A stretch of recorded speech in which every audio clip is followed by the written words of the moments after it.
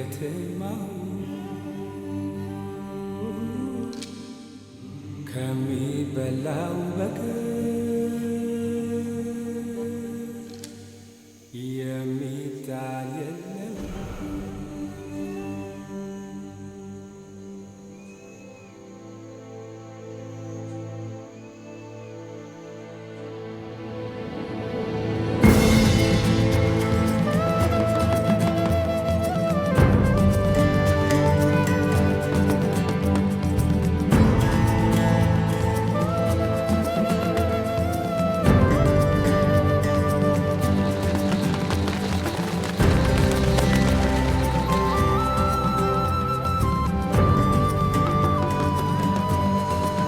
Long before the heart of Africa was ever mapped, explorers were irresistibly drawn to this secret world.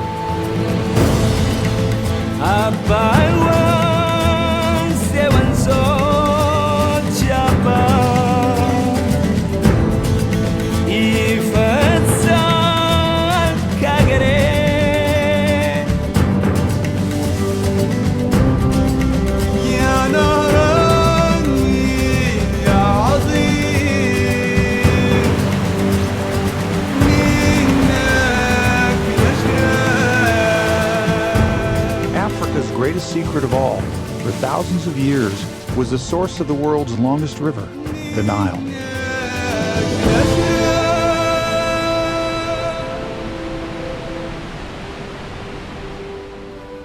The Nile is unique among the world's rivers. Some call it the most important river on Earth because it gave life to the first great civilization. To a geologist like me, this desert is a rich and productive environment. Yet just a mile from the river, I don't find a single living plant. As long as 8,000 years ago, farmers diverted water from the Nile to irrigate their crops and made the desert bloom.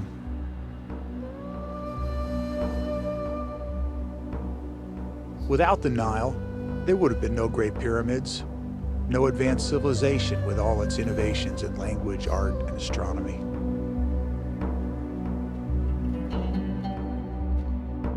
Each summer, the water level of the Nile rose several feet without a single drop of rain falling in Egypt. The early Egyptians built structures to measure the rise of the river precisely. But a few times in history, the river mysteriously failed to rise for several summers in a row, causing famine throughout Egypt.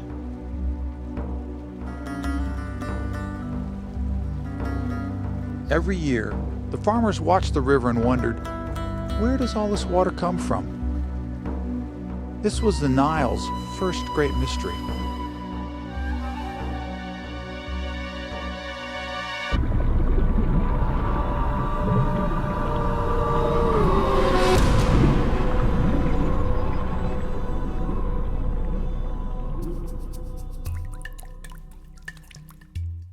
In 1858, a British explorer set out to solve the mystery of the Nile.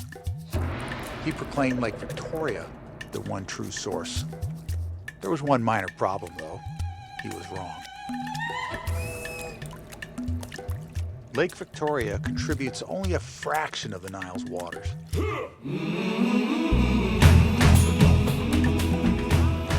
The main source of the Nile is in the rugged highlands of Ethiopia. The riches of Egypt are a gift from Lake Tana. Over 80% of the Nile's water comes from Ethiopia's Blue Nile and its tributaries. My goal is to lead the first team down the entire length of the Blue Nile, from here in Ethiopia all the way to the Mediterranean. 3,000 miles.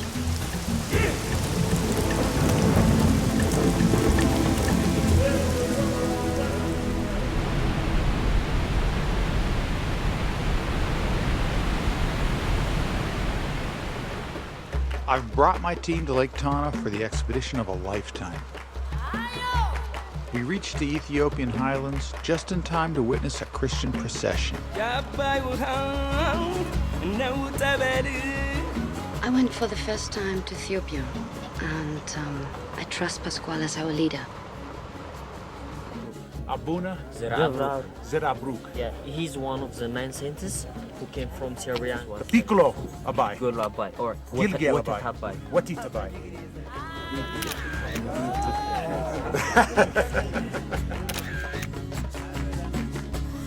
Pasquale has led expeditions to Mount Everest and run many of the world's most violent rivers. He knows very well what he's doing. We're here to attempt the first descent of Africa's mightiest river, the Blue Nile.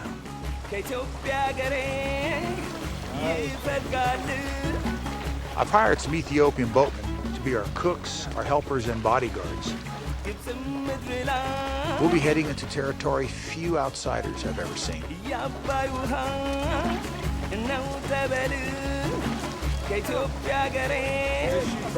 The upper part of the Blue Nile was first run and mapped in 1968, when a British Army expedition explored just this section. They had many serious injuries. One man died. They found that the Blue Nile was crawling with huge swarms of crocodiles. They had 70 experts. My team is mostly novices. All right, you're in the water again. Okay, again, in the boat. I'll really have to keep an eye on our Egyptian scientist, Dr. Mohammed Magahed. Mohammed, where's Mohammed? As a hydrologist, I spend my time indoors, in a laboratory. Good job. Pasquale is worried about me, and so am I. Gordon Brown, our safety kayaker, is the only one who'll be with me for the entire 4-month expedition. I'll come by. You grab these loops right back here, and pull yourself up on the boat. I'll take you back to the raft or take you to the shore. Right. Either way. 5 years ago, Gordon was diagnosed with a brain tumor. It would have killed most of us. But he fought it off with a year of radiation and chemotherapy. He's really a survivor.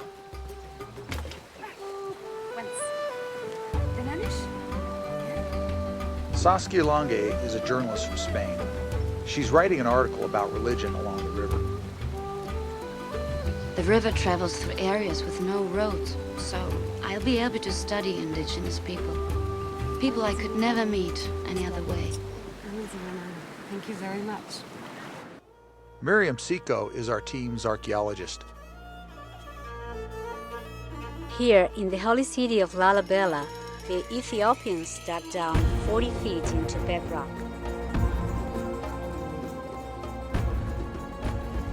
This church was chiseled out of one giant block of stone. It's one of 11 carved churches linked by tunnels. For 16 centuries, the Christians here remained very closely allied to the church in Egypt, 3,000 miles away.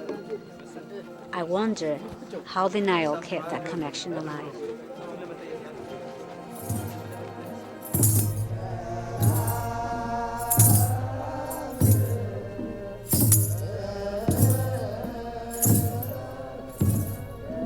Some people say that hidden in these stone churches is the Ark of the Covenant, the box that Indiana Jones was after.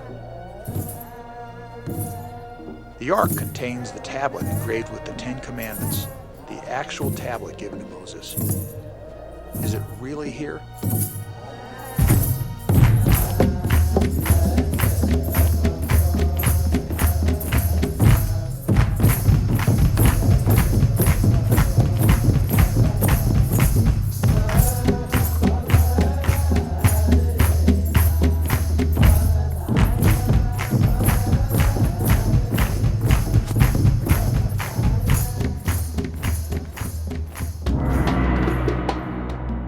Lalibela is the 8th wonder of the world, or if it's not, it should be.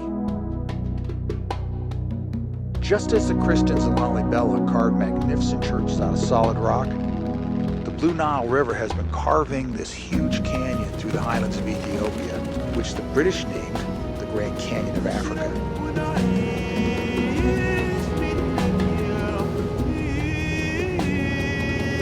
The Scout helps, but it's deceptive. From the air, it's really easy to forget that it's the most dangerous river in Africa.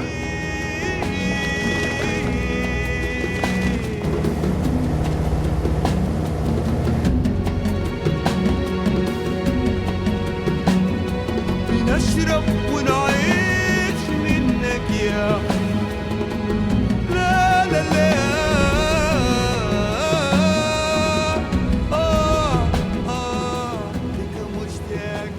The aerial scout confirmed that the high water had finally peaked. It was time to start the expedition. Gordon and I plan on being on the river for probably more than 4 months. This is Bahandar, and again, this is Lake Tana. This is where we'll be putting in. Here I was, leading the greenest bunch of river rookies that ever climbed into a raft. Keeping everyone on this expedition alive is my greatest responsibility. And then finally to Sissisat Falls. We will then go through this canyon, which has a lot of class 5 and 6 whitewater. Before we departed, Muhammad had a promise to keep. My grandfather is a farmer in Egypt. He gets 100% of his water from the Nile. I promised him when I go to the river source, I would bring him a vial of holy water. The Ethiopians treasure the Nile, just as we do in Egypt. As we head down the river, the whole team is pumped. Most of the wild rivers on every continent have already been run, but not the Blue Nile. This is one of the last great river expeditions left in the world.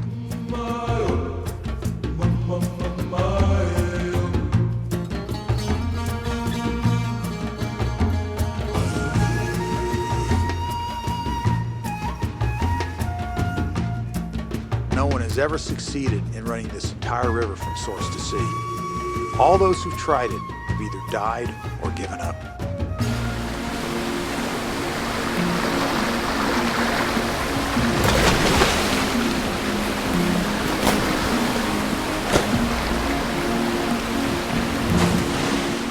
As a geologist, these lava flows have a certain fascination for me.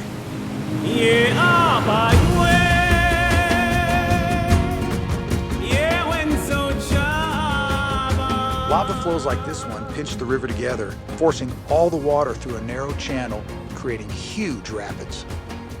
But the volcanic rocks are as sharp as knives, and our rafts are made of fabric.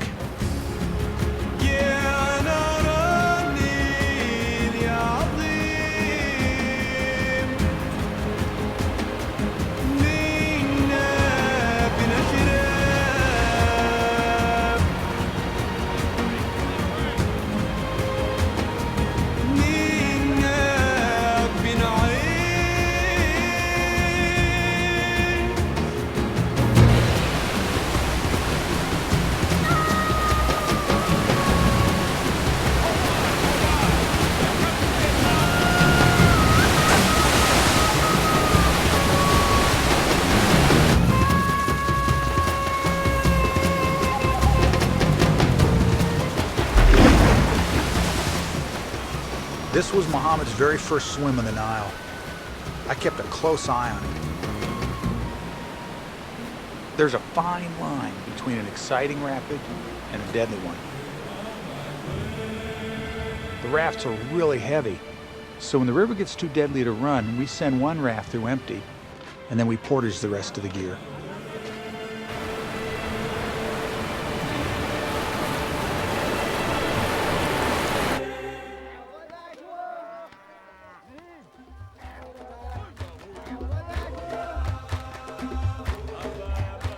One sure way to get a laugh in Ethiopia is to carry a rubber raft on your head.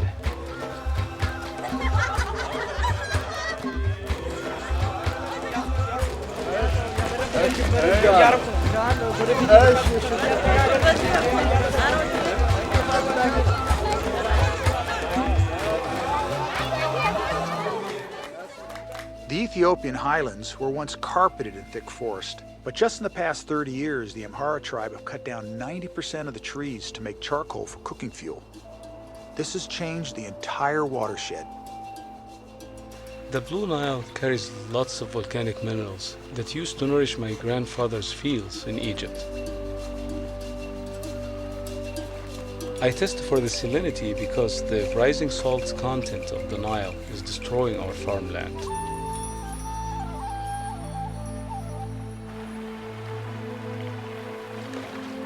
The river is accelerating, but the team won't really grasp the magnitude of this river's power until they set their eyes on one of the most magnificent sights in all of Africa, Tissisat Falls.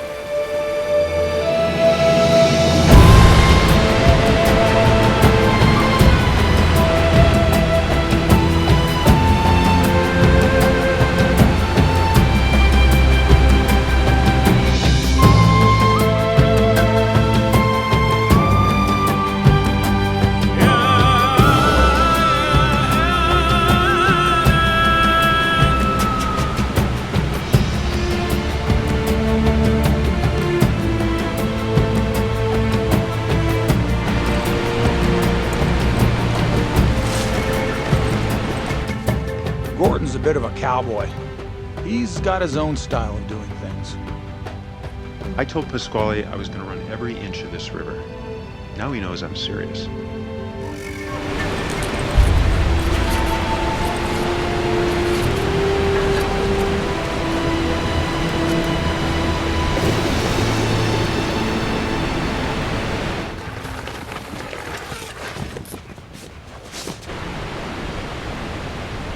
Now it's time to see how Mohammed holds up under pressure.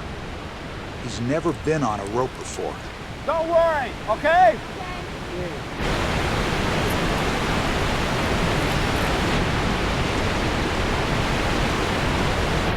You're doing really well, Mohammed. Keep moving. I need to push Mohammed to get it over with fast. The less time he has to think about this, the better. A little further, a little further, a little further, Mohammed. A little further, come on. A little further. Okay, move this front. Saskia got tired of waiting for Mohammed to inch his way down, so I let her go ahead.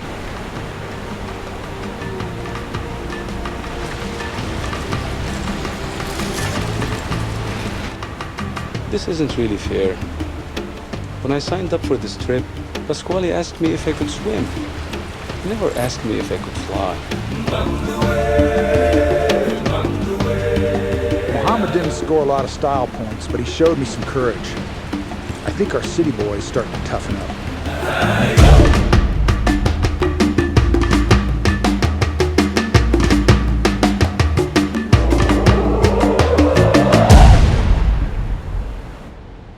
I didn't come all this way just to collect water samples. I'm mainly here to experience the river, to gain some insights about it. But I'm also here to learn about myself. And I'm so surprised at what I can do.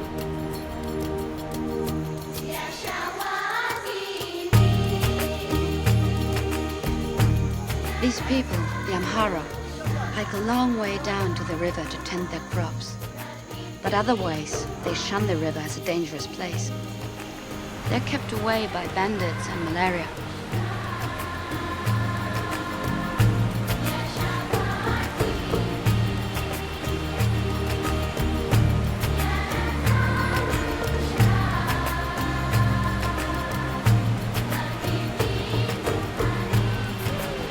The most gung-ho team member is Michel Lullier from Chile. He's the team photographer.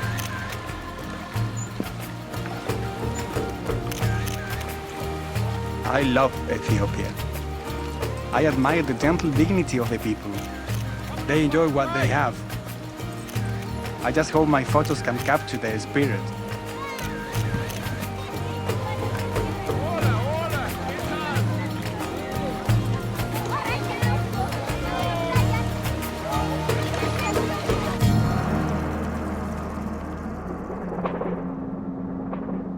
No wonder Christianity survived here. The mountains kept invaders out. This is not exactly a gentle land. I admire efficient predators, except when they're contemplating having me for lunch. The most dangerous croc in the world is the Nile crocodile. They swim 12 miles an hour and eat more people in Africa than all other animals combined. So we were floating down the river, and up on the beach was this huge crocodile, maybe 14 feet, and he slid off the beach and was really aggressive and made a beeline straight for Gordon. He started to arch out of the water, and he just kept coming at me. So I raised my paddle and I smacked him on the head. He dove under my boat. He hit my boat as he went down, For a second, I thought I was going to tip over. And as the crocodile opened that big mouth, I just was afraid that the crocodile was going to grab hold of his arm and take Gordon and twist him under. If that would have happened to Gordon, he'd have been dead. And there was no way Gordon was going to go ahead and right himself again before the other crocodiles got to him. At night, when we camp by the river, we keep an eye on the crocodiles before we go to sleep. I never had to do this in Cairo. Take all the water you could hold in your hands and let it go. Just let it go. Those aren't rocks, Saskia, those are hippos. Take all the answers that you think you understand and let it go. Just let it go. Pasquale warned us that one rogue hippo can easily capsize a raft. But that didn't keep us from getting a closer look. That was the most beautiful thing, to see for the first time hippos. There were 8 around the boat with their ears like that. Don't ever worry what you're headed for. The river always knows the way.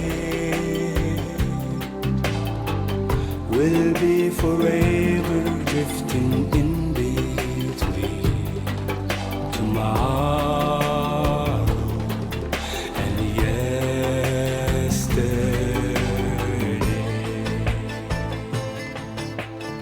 All along the journey, whenever we stop to buy vegetables, eggs, and meat from the local people, we get to see how they live. Ethiopia has over 100 distinct ethnic groups, many of them isolated from each other by the rugged terrain.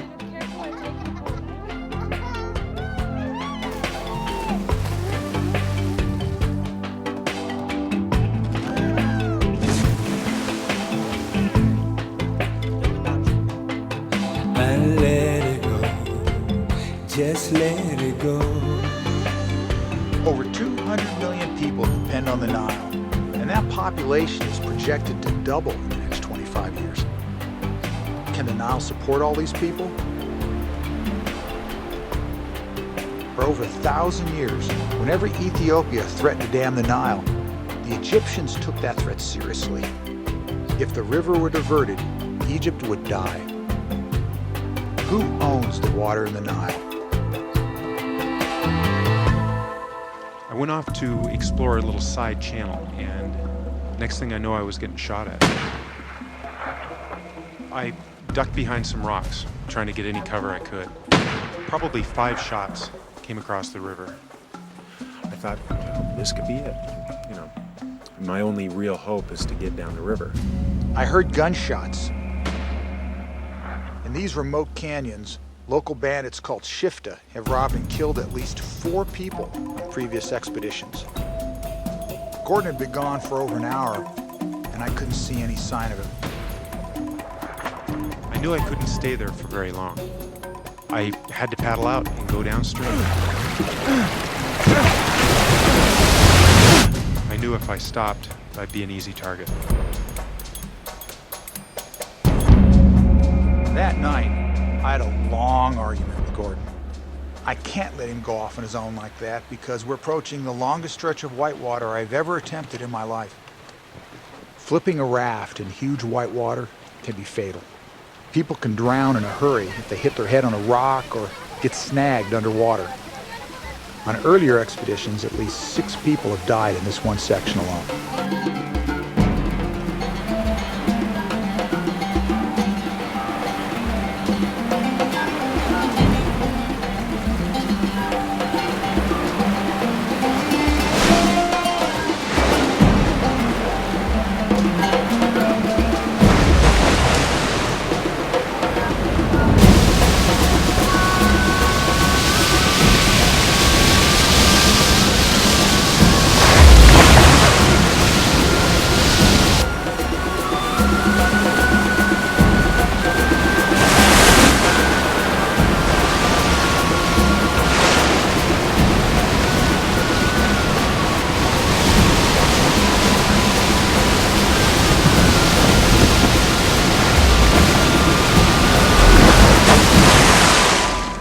That morning, Michel steered his raft right into my worst nightmare.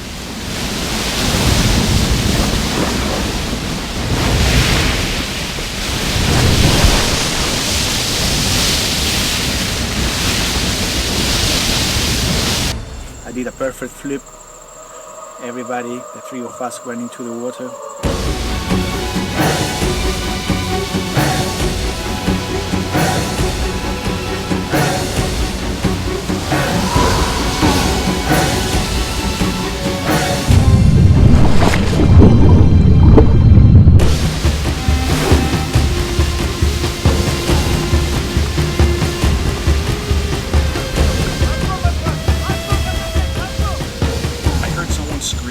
Which is crocodile.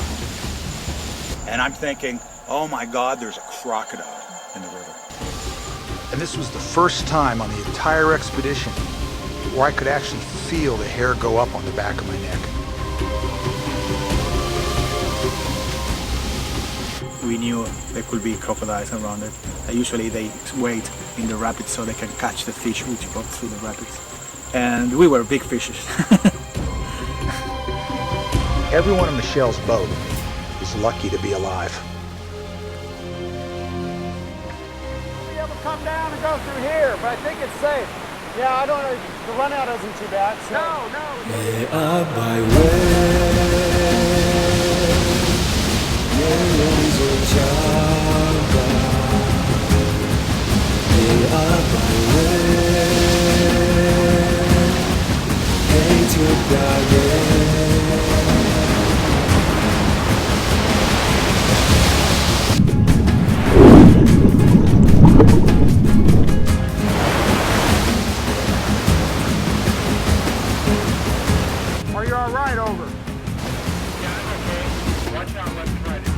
Roger, you think we can run right down the middle over?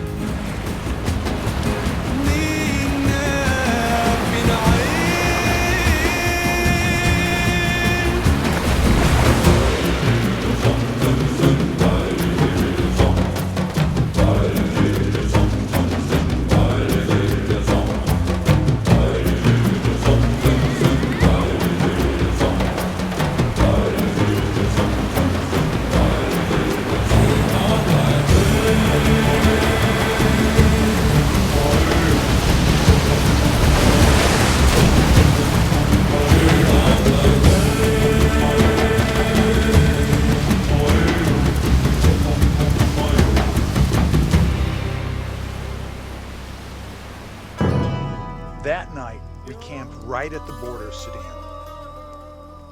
It's a dangerous place. Saskia, Miriam, and Muhammad are terrified about crossing into a country where civil war has been raging on and off for almost 20 years. They'll leave us here and rejoin us later in Khartoum. As soon as we crossed the border, Gordon and I took off exploring Sudan, the most mysterious country on the Nile.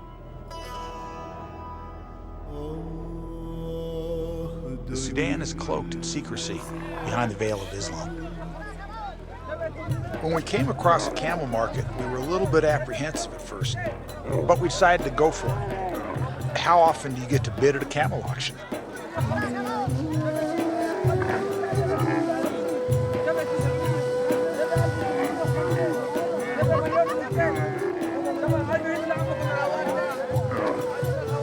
It turned out to be a great day, and I was sure glad when Gordon was outbid on that camel. Even mad dogs and Englishmen don't come out in this type of heat. 115 degrees in the shade was normal.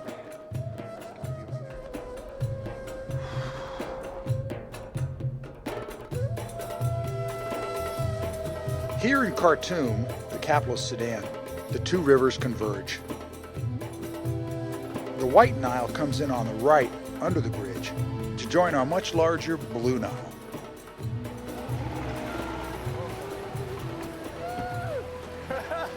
It was great to have the team back together again. War and violence are widespread in the Sudan, and yet we never once ran across a single militant extremist. Here we were surrounded on all sides by happy, good-hearted Muslim people giving us the warmest of welcomes. And they were amazed at how far we'd traveled down the Nile. Pasquale, how did you say hello? We're heading for the ancient city of Meroe, one of the Nile's best-kept secrets.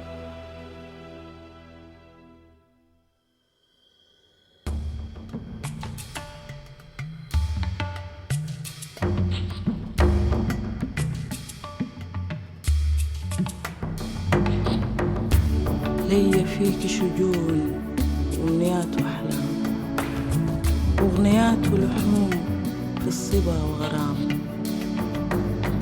أهلي فيك يا نيل مخلصين وكرام للحزين ماسحين دمعة الآلام. In the remote desert of Sudan, the Nile flows right past an ancient ghost town few outsiders have ever visited. We're among the lucky few.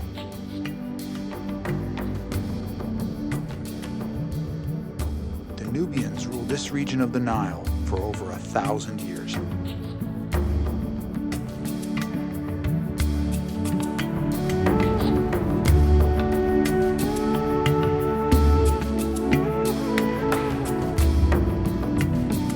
Over 2,000 years ago, these pyramids of Meroe were surrounded by forests. When the Nubians cut all the trees down, they allowed the sands to blow in and hastened their own downfall.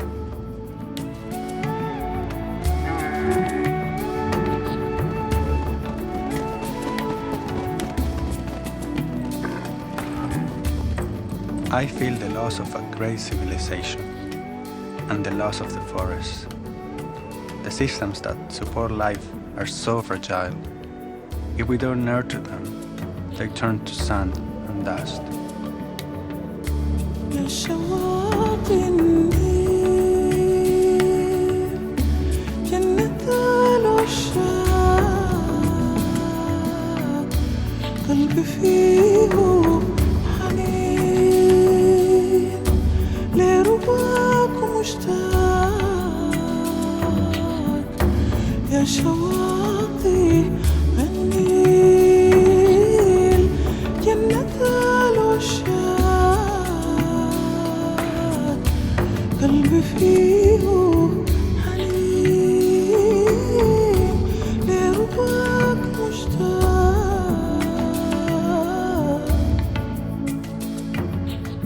Here on the banks of the Nile, we heard haunting echoes of an ancient dynasty, half buried in sand and obscurity.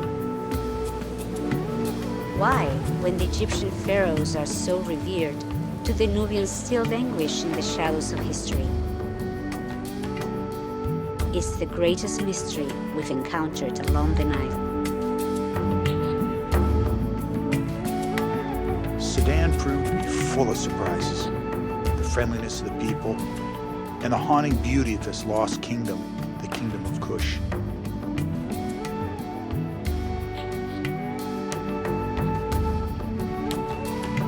Near the border of Sudan and Egypt, the Nile River flows into Lake Nasser. A fishing boat captain warned us that we'd never get across Lake Nasser safely in our tiny rafts.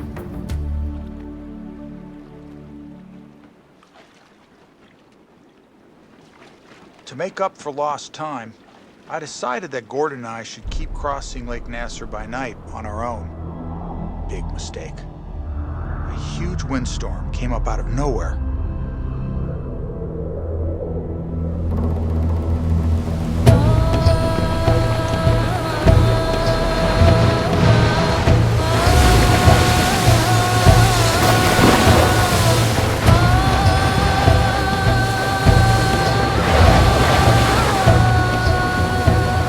Gusting up to 60 miles an hour, and the cold spray was freezing us to the bone. We were 10 miles from shore.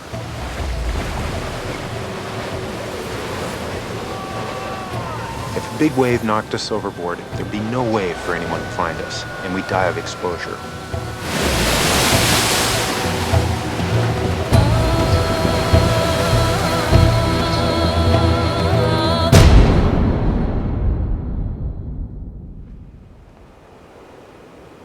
Pasquale was in bad shape.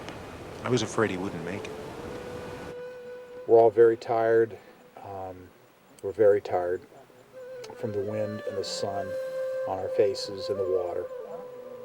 So tonight will hopefully be a good night. It's been a long, long haul at this point.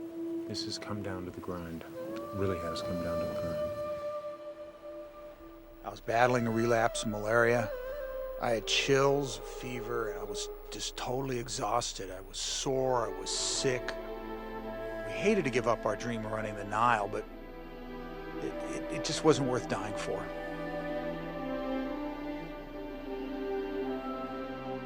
But the next day, I was revived by a pharaoh's dream and a remarkable survival story. When the Nile Valley was flooded, ancient monuments disappeared beneath Lake Nasser, but this one survived. In 1260 BC, the Egyptian pharaoh Ramses the Great had this temple built along the banks of the Nile. As an Egyptologist, Miriam lives and breathes this stuff.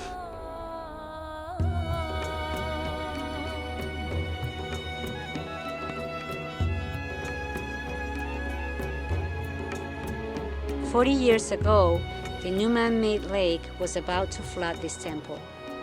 To save it, workers carefully cut the huge temple apart and moved it block by block to higher ground.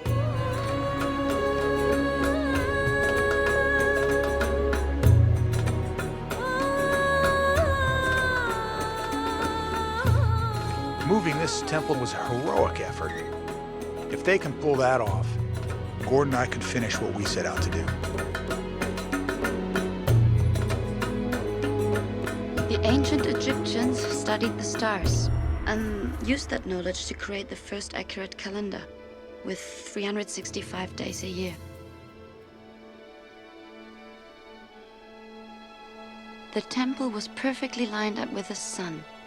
On a prescribed day, the sunrise reaches deep into the temple to light up the royal statues. Exactly how they were able to achieve this was a mystery to me.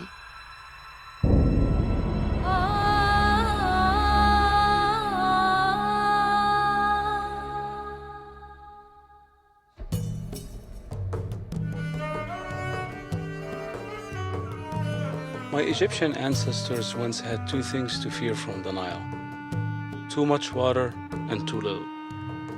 But no longer. The Aswan High Dam has put an end to the catastrophic floods that once killed thousands of people.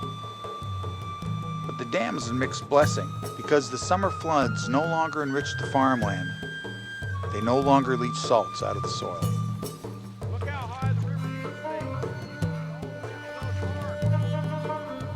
Without the summer floods, there's no more need for these Nilometers. The markers the pharaohs used to track the yearly rise of the Nile.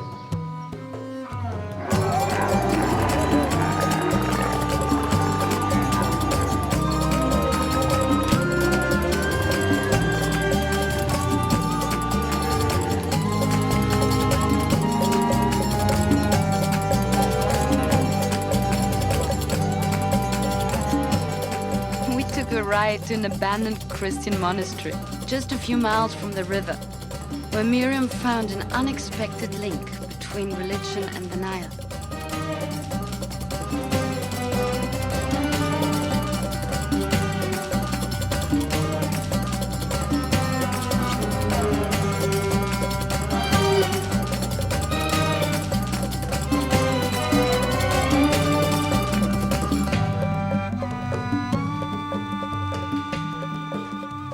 Priests at monasteries like this always had strong links to the church at Lalibela in Ethiopia.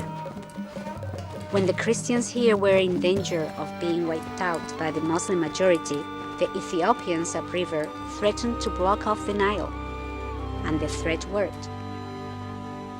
This is how Christianity survived here for so long.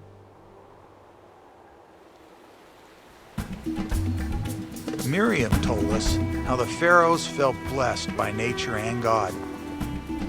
The Nile was the perfect trade route.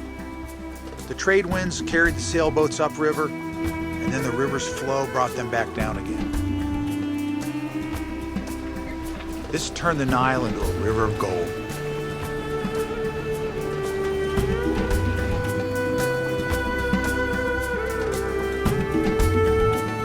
After more than 3 months on the river, we had our routine down cold.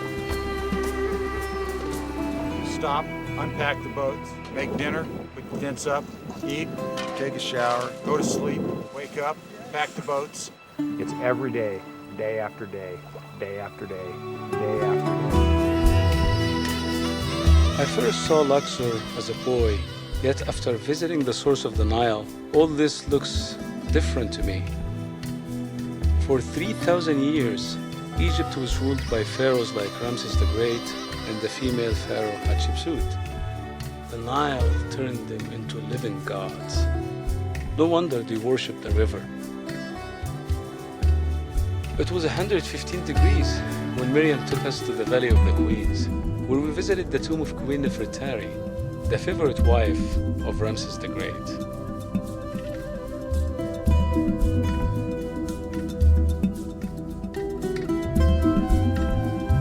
At the tomb of the pharaoh Tutmosis III, I told my friends how the Nile was revered as a passageway into both life and death.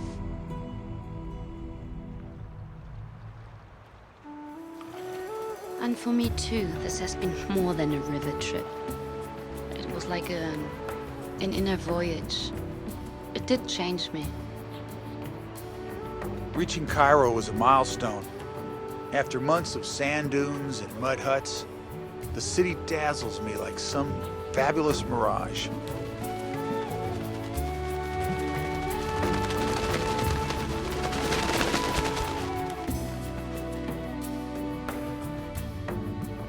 With the Nile as their power base, the pharaohs ruled for 3,000 years.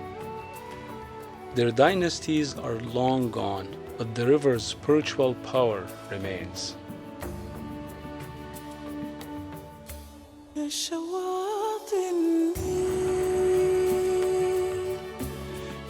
I think that I've gained something spiritually from this trip. Sharing this expedition with Pasquale has shown me that really anything is possible if your heart's in it.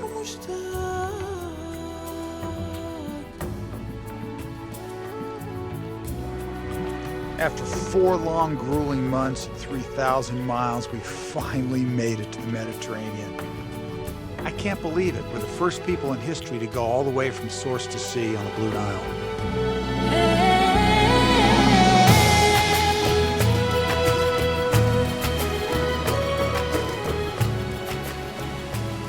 As we finally hit the surf and the salt water, I was flooded with exhaustion and pride and just overwhelming joy.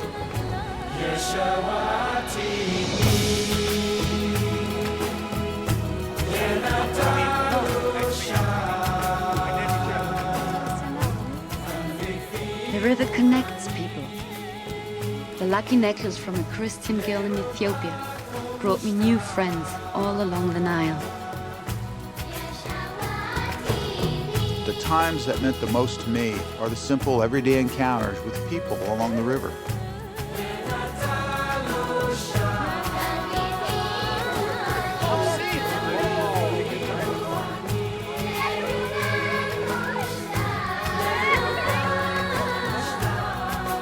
You know, Gordon and I had some real rough spots along the way, but he came through when the chips were down and I needed him. He saved my life more than once. We've all got infinite respect now for this river.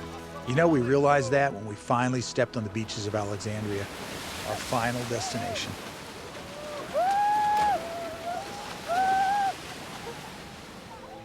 I was so proud of taking part in this expedition. I went right away to visit my grandfather. As a farmer, he treasured the vial of holy water I brought him from the source.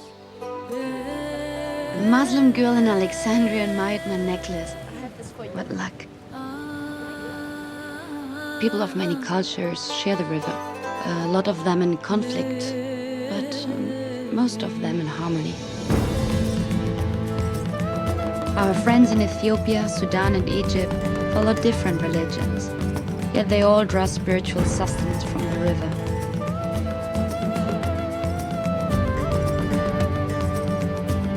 The Nile has brought such wealth and power that many have tried to own it. But the river has defied even the mightiest pharaohs because it's greater than all of us. The waters of the Nile bring life and nourish the soul.